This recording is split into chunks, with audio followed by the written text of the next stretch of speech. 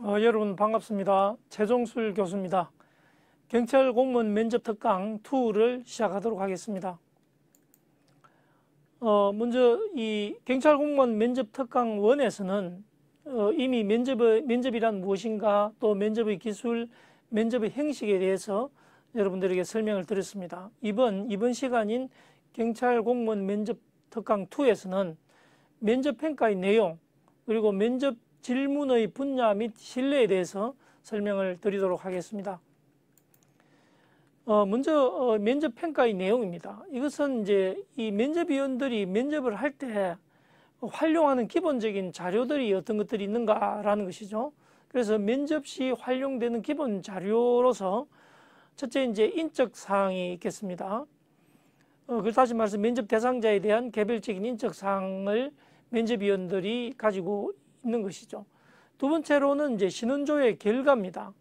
즉, 경찰서를 통해서 신원조회를 의뢰를 해서 이 결과 사항을 이제 정리를 해서 면접위원들에게 제공을 하는 거죠. 그래서 여기에는 이제 범죄 경력을 포함한 신원조회 결과 사항들이 포함되어 있다, 이렇게 볼 수가 있고, 세 번째로는 신용조회 결과 사항입니다. 그래서 이 신용조사서의 결과를 바탕으로 해서 이 신용조사에 대한 결과를 제공을 하는 거죠. 그 다음에 네 번째로는 인성검사, 적성검사, 경찰관 직무적격성 검사 결과사항이죠. 그래서 여러분들이 면접을 하시기 전에 이미 인성검사, 적성검사, PMAT를 치렀습니다. 그래서 그 결과를 이제 면접시에서 활용을 하게 된다는 것이죠. 자, 다섯 번째로는 학력사항입니다. 특히 이제 고등학교 생활기록부에 뭐 개근이라든가 정근이라든가 결석사항 이런 것들이 이제 포함되어 있습니다. 그 외에 이제 개인적인 이력이라든가 경력이라든가 또 군 병력 관계, 병력사항 이런 것들이 면접 시에 기본적으로 활용되는 자료들이다, 이렇게 말씀을 드릴 수가 있겠습니다.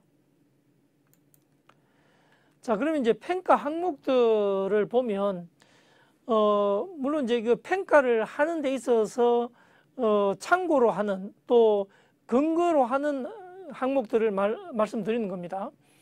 거기에는 이제 인성검사, 적성검사, 경찰관 직무적격성 검사의 결과 내용을 이제 상당히 그 평가를 하는데 참고를 하죠. 그래서 인성검사의 결과에 지배성 척도나 대인 기피 척도나 이 자살 척도 이런 것들이 현저하게 높게 나타난다든가 이런 경우에는 이 면접 평가에 상당히 영향을 줄 수가 있는 거죠.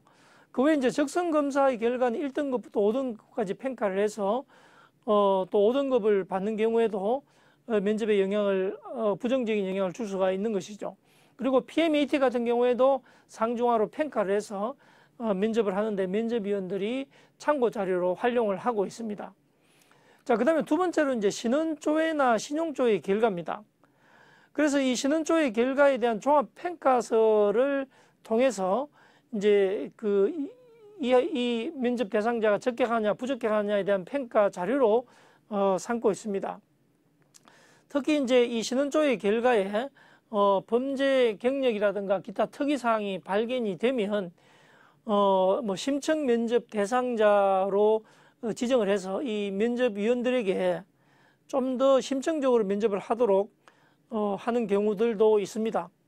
그래서 이제 그런 부분들이 상당히 이제 이 면접에 영향을 준다고 볼 수가 있죠. 자, 그다음에 이제 신용조회 결과도 마찬가지죠. 그래서 이 신용정보조사서를 근거로 해서 여러 가지 이제 뭐 예를 들면 신용 불량이라든가 이런 것들이 있는지 없는지를 확인을 하고, 있는 경우에도 이것이 그 부적격으로 평가되는데 상당히 영향을 줄 수가 있다, 이렇게 볼 수가 있겠습니다. 세 번째로 이제 기타 개인적인 이력이나 경력 사항을 참고를 하고 있고, 그 다음에 이제 그 외에 이제 이 면접을 통해서 직무 수행에 필요한 능력이라든가 또는 발전성이라든가 적격성 이런 것들을 검증을 한다고 볼 수가 있습니다. 특히 이제 제가 말씀드리고 싶은 것은 예를 들면 개인별 필기 시험 성적이라든가 체력 검사의 결과는 면접위원들에게 제공되는 기본적인 자료가 아닙니다. 그렇기 때문에 면접위원은 모르는 상태다, 그렇게 생각하시면 되겠고, 여기에 너무 신경을 쓸 필요가 없다는 거죠. 면접위원들은 앞서 말씀드린 그런 자료에 근거를 해서 면접을 평가하는 것이기 때문에 그렇습니다. 다만 이제 면접을 관리하는 보통 이제 지방청의 교육계 경찰 공무원들은 아마 그런 개인별 필기시험이나 체력검사의 결과를 알고 있긴 하겠죠. 그러나 면접위원들은 전혀 모르는 상태에서 면접을 한다. 이렇게 여러분들이 생각을 하시면 될 것 같습니다. 자, 그 다음에 이제 평가 요소와 평가 척도를 보면 이제 평가 요소별 점수는 먼저 개별 면접은 그 10점 만점으로 해서 직무 수행에 필요한 능력, 발전성, 적격성 이런 것들을 평가를 합니다. 그래서 뭐 10점 만점에 5점, 8점 이런 식으로 이제 점수를 주는 거죠. 집단 면접의 경우에도 마찬가지죠. 평가 요소가 품행, 예의, 봉사성, 정직성, 도덕성, 준법성 이런 겁니다. 그래서 이 10점 만점에 뭐 7점, 6점 이런 식으로 이제 평가를 해서 20점 만점으로 전체적으로 평가를 하는 겁니다. 자, 평가의 원칙은 각 면접위원이 평가한 점수를 합산해서 총점의 40% 이상을 득점한 자여야 된다. 그러니까 이 면접 점수가 20점 만점에 40%가 안 되면 말하자면 과락이 되는 거죠. 그래서 40% 이상이 돼야 된다. 일단은 전체 점수에. 두 번째로 면접위원의 가반수가 어느 하나의 평가 요소에 대해서 2점 이하로 평가하는 경우에는 불합격 처리한다. 다시 말하면 개별 면접과 집단 면접을 각각 10점씩으로 평가를 하는데 2점을 평가하게 되면 개별 면접이든 집단 면접이든 2점을 평가한 사람이 전체의 가반수가 넘으면 면접위원의 가반수가 넘으면 불합격 처리가 되는 거죠. 그래서 이제 2점 이하인 경우에 개별 면접 점수, 개별 면접 점수 또는 집단 면접 점수가 2점 이하로 평가하신 분들이 전체적으로 면접위원회 가반수가 넘는 경우에는 불합격으로 처리를 합니다. 물론 그것은 40점 이상 득점을 하더라도 2점 이하가 가반수가 되면 불합격 처리가 된다는 거죠. 그래서 결국 이걸 다시 한번 더 말씀드리면 개별 면접 10점과 집단 면접 10점의 각 평가 요소를 기준으로 면접위원의 가반수 이상 2점 이하 평가하면 불합격 처리한다. 이것이 이제 평가의 원칙입니다. 그 다음에 평가 점수의 분포는 기본적으로 뭐 몇 점 이상이 몇 프로 돼야 된다는 그런 규정은 없습니다만은, 그러나 이제 가급적이면은 정규 분포 곡선을 그리도록 해서 너무 점수가 한쪽에 모든 사람이 점수를 다 좋게 받는다든가 모든 사람이 점수를 다 낮게 받는 이런 일이 없도록 가급적이면 이제 강제 배분을 하라고 권장을 합니다만은 그렇기 때문에 이제 이 상대 평가를 어느 정도 가미했다 이렇게 볼 수가 있는 거죠. 그래서 상대 평가를 가미한 절대 평가로 볼 수가 있다.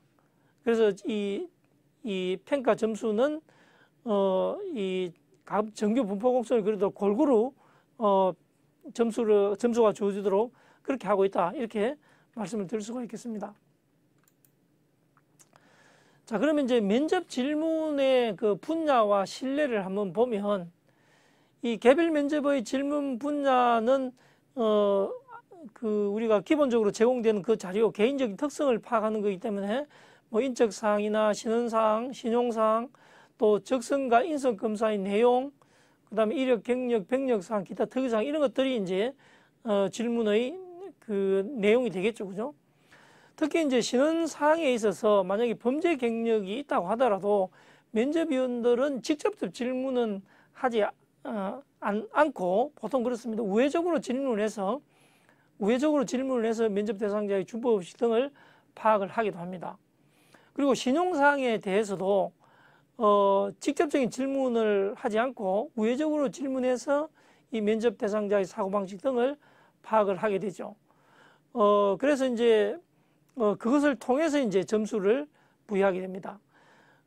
그리고 적성과 인성 검사의 내용도 뭐 결과가 아주 그 현저하게 낮게 나왔다든가 현저하게 특이하게 나왔다 그런 경우에도 그것을 직접적으로 질문하지는 보통 않습니다. 않고 우회적으로 질문을 하는 것이 원칙이고 그렇게 해서 이제 실제로 인성 검사나 적성 검사 또 PMAT 검사의 어떤 신빙성이 있는가 없는 걸 확인을 하는 이제 그렇게 해서 이제 그것을 참고로 해서 점수를 주는 그런 형태로 질문을 한다.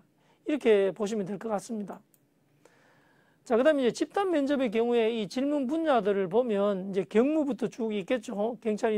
경무에는 경찰 인사관리 분야, 조직관리, 복무규율 문제, 또 경찰 수사 행사 분야에는 최근에 이제 경찰과 검찰의 수사권 조정 방안이라든가 또 경찰 수사와 인권 보호, 경찰 교통 분야에는 선진 교통 질서의 확립, 교통 사학질의 해소라든가 또 생활 안전 분야에는 지역사회 경찰 활동, 경찰 간의 직무 집행과 관련된 부분, 사회 안전망의 확립, 안전사고 예방 이런 것들이 그 분야에 해당된다고 볼 수가 있고, 그다음에 이제 경찰 정보 보안 분야는 뭐 경찰 정보 활동의 적절성이라든가 경찰 정보 수집의 문제점, 그리고 외사 분야에는 이제 다문화 사회의 경찰 활동, 또 외국인 범죄의 대처, 그다음에 경찰 제도 분야는 자체 경찰 제도의 도입이라든가 순찰 지구대와 파출소 제도, 또 사이버 안전 분야에는 뭐 사이버 테러형 범죄 예방과 대처라든가 또 일반 사이버 범죄 예방과 대처 이런 것들이 이 부분에 들어가겠고, 그다음에 경찰 윤리 분야는 경찰 부패의 원인과 대책,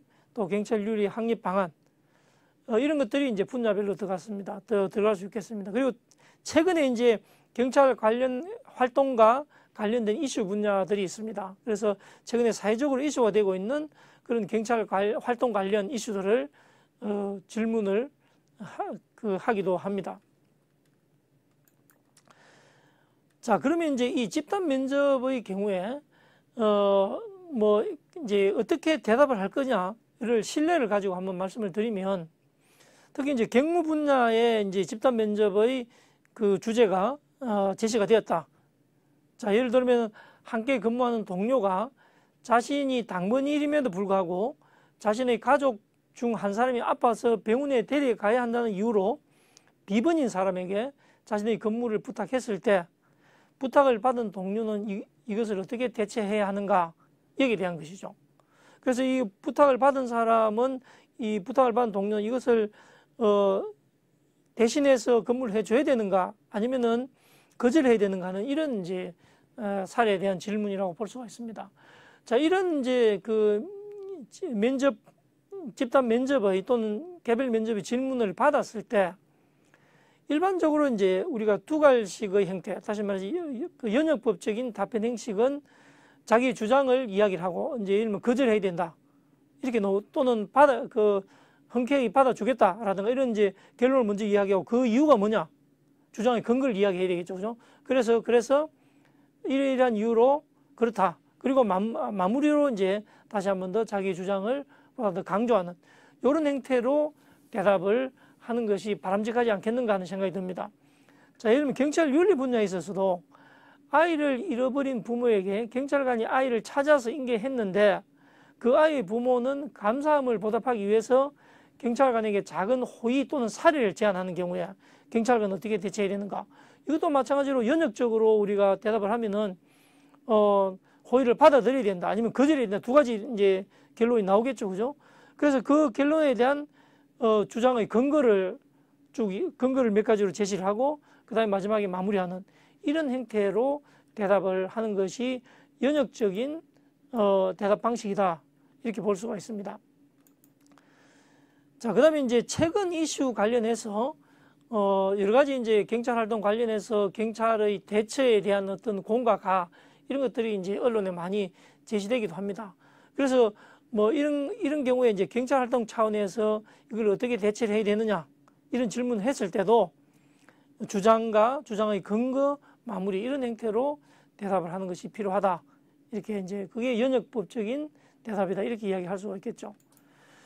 자, 그런데 이제 이 집단 면접의 준비 시에 유의해야 될 점은 뭐냐면은 그런 이제 자신의 논리를 펼 때 이제 주의해야 될 점은 그런 경우는 주의해야 될 것으로도 이해를 할 수가 있는데, 먼저 그러기 위해서는 우리 경찰에서 현재 이슈가 되는 주제가 무엇인지를 파악을 해야 됩니다.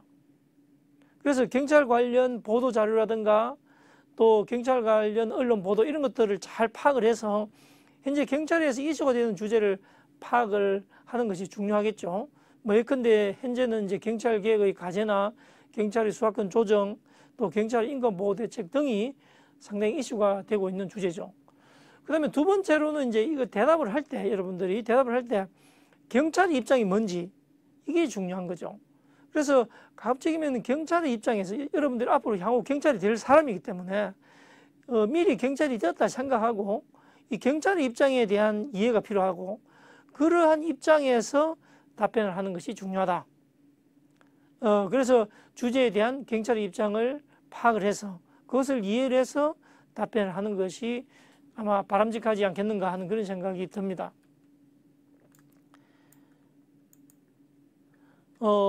그래서 이제 이 집단 면접 질문의 신뢰는 주제가 여러 가지 많이 있을 겁니다. 각 주제별로 주제가 있는데 이제 이것은 앞으로 이 집단 면접의 주제별 특강, 다시 말해서 3을 통해 가지고 경찰공 면접 특강 우리가 1, 2까지 했죠. 그래서 나머지 3부터는 집단 면접의 주제별 특강을 통해 가지고 이것을 여러분들에게 보여줄 예정입니다. 물론 이제 앞으로 여러분들이 또 얼만큼 저희 그 내용에 대해서 공감을 하느냐에 따라서 그 강의가 어떻게 진행될지를 결정할 예정입니다. 여러분들의 많은 호응을 부탁을 드리겠습니다. 대단히 감사합니다. 좋은 결과가 있기를 기원하겠습니다.